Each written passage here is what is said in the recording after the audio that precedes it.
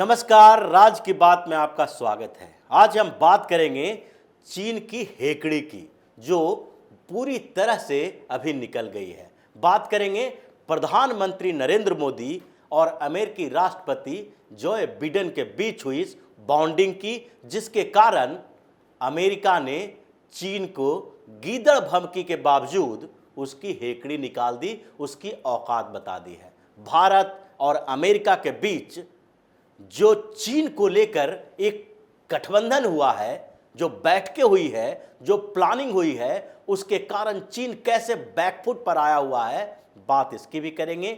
और इस बात की भी चर्चा होगी कि किस तरह प्रधानमंत्री नरेंद्र मोदी ने चीन को ताइवान में और तिब्बत में हर जगह ऐसे घेर रखा है कि चीन छटपटा रहा है। अमेरिका का दबाव, भारत के साथ संबंध और दुनिया में अलग थलग पड़ता हुआ चीन आज केवल और केवल गीदड़ भभकी दे सकता है और कुछ भी नहीं कर सकता है, क्योंकि सबने उसकी औकात बता दी है। तो शुरुआत करते हैं अमेरिका के प्रतिनिधि सभा के स्पीकर नैन्सी पेलोसी के ताइवान दौरे से। ये बड़ी बात है चाइना के लिए, क्योंकि ताइवान को चीन अपना क्षेत्र मानता है और उसे स्वतंत्र देश नहीं मानता है। ये ताइवान को वन चाइना पॉलिसी के तहत लाता है कि ताइवान और हांगकांग दोनों ही चाइना का क्षेत्र है, इसलिए इन क्षेत्रों में किसी भी देश के किसी भी बड़े नेता अधिकारी के दौरे के लिए चीन से अनुमति लेना चाहिए। किसी भी देश के साथ ताइवान के संबंध बनाने के लिए, वहां दूतावास खोलने के लिए चाइना से अनुमति लेने की जरूरत होनी चाहिए। और इसलिए चीन हमेशा से ताइवान को लेकर सतर्क रहता है। दूसरी तरफ भारत और अमेरिका धीरे धीरे ताइवान के साथ संबंध बेहतर कर रहा है, और इसलिए जब अमेरिका के प्रतिनिधि सभा के स्पीकर नैन्सी पेलोसी ताइवान की यात्रा करने वाली थी, तो चीन ने गीदड़ भभकी देना शुरू कर दिया। ऐसा माहौल तैयार करने की कोशिश की गई कि जैसे ही पेलोसी ताइवान पहुंचेंगी, चीन ताइवान के ऊपर हमला कर देगा। चीन ने पूरी भभकी दी थी और उनकी यात्रा से पहले 21 एयरक्राफ्ट ताइवान के आसपास उड़ाए, टैंक और तोप तैनात करने की भभकी दी और ऐसा युद्धाभ्यास करने की कोशिश करने लगा कि अब जंग होना लगभग तय है। ये कोशिश की जा रही थी कि इससे भी अमेरिका के ऊपर दबाव बने और नैन्सी पेलोसी अपनी ताइवान यात्रा रद्द कर दें। लेकिन हुआ इसका उल्टा। चीन को ऐसा लग रहा था, लेकिन चीन की हेकड़ी पेलोसी ने निकाल दी, अमेरिका ने निकाल दी, और उन्होंने ताइवान में जिस तरीके की स्थितियां बदली और वहां पर लैंड किया, तो चीन भौचक्का रह गया, देखते रह गया। वो कोई सामान्य एयरक्राफ्ट से वहां नहीं पहुंची, बल्कि फाइटर एयरक्राफ्ट से ताइवान पहुंची। साथ में उनके आसपास F-16 फाइटर एयरक्राफ्ट भी अमेरिका का चल रहा था, और जो अमेरिका का इंटेलिजेंस सर्विस है, अमेरिका का जो CIA है, वो भी पहले से ही वहां तैनात था, हर गतिविधियों पर नजर रखे हुए था। यही नहीं, नैन्सी पेलोसी के साथ उनकी सुरक्षा करने के लिए अमेरिकन प्रीडेटर ड्रोन भी तैनात किए गए कि अगर चीन बॉर्डर क्षेत्र में भी किसी तरीके से युद्ध जैसे माहौल की स्थिति पैदा करता है और वहां पर कोई भी ऐसी गतिविधि दिखाई पड़े, तो सीधे हमला करो, किसी भी तरह का कोई समझौता नहीं करो। और इससे चीन बैकफुट पर आ गया। अमेरिका को जिस तरीके से 25 साल लग गए यहां तक पहुंचने में, और किसी अपने बड़े नेता और अधिकारी को भेजने में, अपने देश के किसी बड़े प्रतिनिधि को ताइवान भेजने में, वो एक बड़ी बात है। क्योंकि 25 सालों में अमेरिका को अब क्यों ऐसा लग रहा है कि चीन अलग थलग पड़ा है और चीन के ऊपर दबाव बनाया जा सकता है। चीन की इतनी औकात नहीं है कि ताइवान के ऊपर हमला कर सके। इसके पीछे एक बड़ा कारण भारत को चीन के खिलाफ अमेरिका का साथ मिलना है। भारत और अमेरिका चीन के खिलाफ एक प्लेटफॉर्म पे आ गया है और 2014 के बाद से भारत ने चीन के खिलाफ ताइवान को अपने साथ लाने की नीति पर काम करना शुरू कर दिया था। चीन और ताइवान दोनों को अलग अलग तरीके से प्रधानमंत्री मोदी ने निपटा है। चीन के साथ आर्थिक संबंध अपनी जगह पर थे, लेकिन कूटनीतिक स्तर पर प्रधानमंत्री नरेंद्र मोदी ने ताइवान के साथ संबंध बढ़ाए ताकि चीन बौखलाता रहे और जिस तरीके से वो अरुणाचल प्रदेश को कंट्रोवर्शियल क्षेत्र बनाने की कोशिश करता रहता था, उसमें चीन खुद ही बैकफुट पर आ जाए। जब 2014 में नरेंद्र मोदी ने प्रधानमंत्री का शपथ लिया था तो उस समय उन्होंने ताइवान के एम्बेसडर को इनवाइट किया और शपथ ग्रहण समारोह में जैसे ही ताइवान के एम्बेसडर पहुंचे, चीन बौखला गया। चीन की बौखलाहट के पीछे ताइवान के साथ भारत के बढ़ते संबंध का संकेत था और ये संबंध धीरे धीरे बढ़ता ही गया। हालांकि भारत ताइवान के साथ सीधे डिप्लोमेटिक रिलेशन बनाने की बात नहीं करता और न ही चीन को ये संकेत देता है कि अब भारत ताइवान के साथ पूरी तरह से एक है।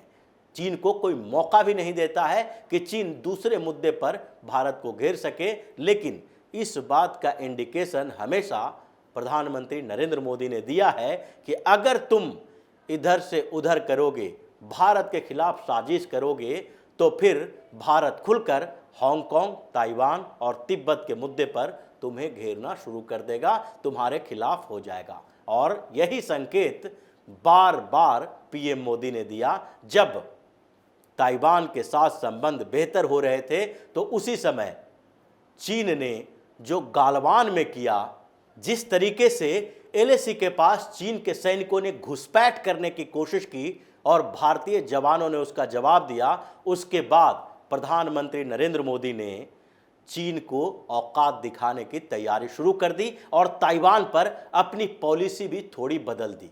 उसी समय 2020 में ही ताइवान में नई प्रेसिडेंट बनी साई इन वेंग और जैसे ही नई प्रेसिडेंट बनी, उसके शपथ ग्रहण समारोह में प्रधानमंत्री नरेंद्र मोदी ने भाजपा के 2 सांसदों को वर्चुअली शामिल होने के लिए संकेत दे दिए।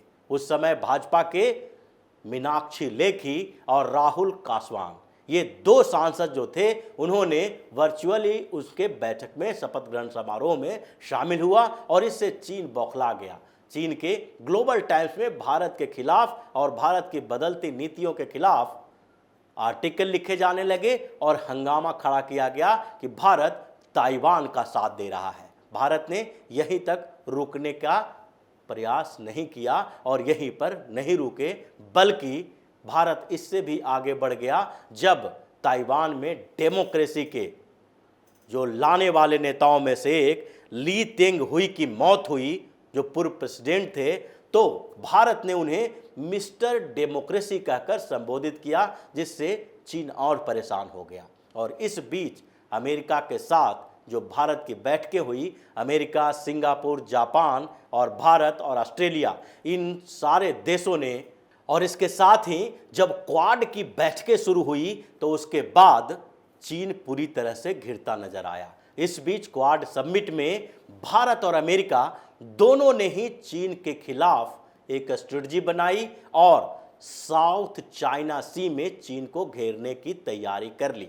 भारत ने भी जापान के साथ कई द्विपक्षीय समझौते किए, ऑस्ट्रेलिया के साथ द्विपक्षीय समझौते किए और भारत, ऑस्ट्रेलिया, जापान, अमेरिका के साथ मिलकर एक ऐसी रणनीति बनाया जिससे चीन चारों तरफ से घिरा हुआ है। अमेरिका और भारत के 8 ऐसे ट्रेड पार्टनर हैं जो चीन के साथ समझौता कर तो रखे हैं, लेकिन भारत और अमेरिका का इशारा मिलते ही उसके ऊपर आर्थिक प्रतिबंध लगाने के लिए भी तैयार है। इसलिए प्रधानमंत्री नरेंद्र मोदी के एक संकेत और इशारे ने ही अमेरिका का हौसला भी बढ़ाया, क्योंकि अमेरिका को चीन से मुकाबला करने के लिए भारत के सहयोग की जरूरत है। और जब भारत ने खुलकर सहयोग करना शुरू कर दिया चीन के खिलाफ अमेरिका का, तो अमेरिका को लगने लगा कि अब चीन के हेकड़ी निकालने का समय आ गया है। और अंतिम तौर पर अमेरिकी प्रतिनिधि सभा के स्पीकर नैन्सी पेलोसी को भेजा गया है ताइवान, ताकि चीन अपनी पूरी भड़ास भी निकाल ले और बता दे कि वो किस हद तक जा सकता है। क्योंकि अमेरिका भी अब इसके लिए तैयार है कि ये यूक्रेन जैसा मामला नहीं है। जिस तरीके से यूक्रेन में रूस ने हमला किया और पूरा यूरोप देखता रह गया, अमेरिका देखता रह गया, थोड़े मोड़े छोटे मोटे जिस तरीके से आर्थिक प्रतिबंध लगाए गए, वो मामला यहाँ पर होने वाला नहीं है। क्योंकि ताइवान के साथ भारत का, अमेरिका का, जापान का, ऑस्ट्रेलिया का और साथ ही हिंद प्रशांत क्षेत्र के दूसरे देशों का इंटरेस्ट जुड़ा हुआ है। और इसलिए जब युद्ध की नौबत आएगी तो उस समय अमेरिकी बेड़ा भी हिंद प्रशांत क्षेत्र में होगा और भारतीय बेड़ा भी होगा ताइवान का साथ देने के लिए। और यही कारण है कि चीन सिर्फ और सिर्फ गीदड़ भभकी दे रहा है और कुछ आगे की कार्रवाई करने की कोशिश भी नहीं कर रहा है। सिर्फ और सिर्फ उसके गीदड़ भभकी से न भारत अब पीछे हटने वाला है और न ही अमेरिका। और इसलिए नैन्सी पेलोसी की ये यात्रा बहुत बड़ी जीत है भारत अमेरिका की दोस्ती और चीन के खिलाफ एक बड़े आक्रामक रवैये की। तो इसी तरह की खबरों के साथ फिर से हाजिर होंगे। तब तक के लिए बने रहिए हमारे साथ और देते रहिए हमें सहयोग, ताकि इसी तरह की खबर हम आपके लिए लाते रहें। धन्यवाद।